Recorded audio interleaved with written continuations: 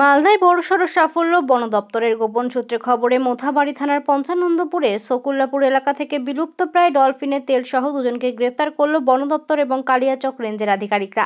বুধবার অভিযান চালিয়ে একটি বাড়ি থেকে 3-4 ডলফিনের তেল উদ্ধার হয়। ধৃতদের নাম ক্ষুদিরাম মণ্ডল, বয়স 56 বছর এবং সুজিত চৌধুরী, বয়স 46 বছর। বন দপ্তর সূত্রে জানা গেছে, এই তেল মাছ ধরার চার হিসেবে ব্যবহার করা হয়, কখনো কখনো ব্যথার কাজেও লাগানো হয়।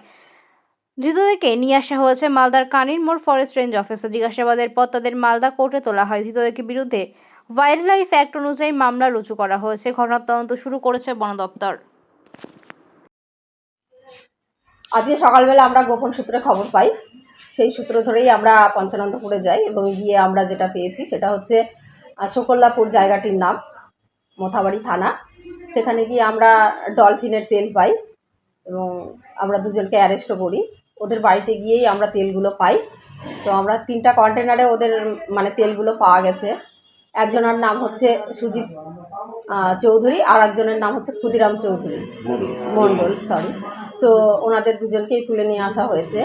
যেহেতু ডলফিন আমাদের জলজে একটি প্রাণী, তো ওকে মেরে এইভাবে ওর তেল বের করে যতদূর ওদের মুখ থেকে আমরা শুনেছি যে ওদের ধারণা এটা যে ওদের বাতের ব্যথা ঠিক হয়, প্লাস ওরা এটা দিয়ে মাছও ধরে, যার দরুন ওদেরকে আমরা অ্যারেস্ট করেছি আজকে।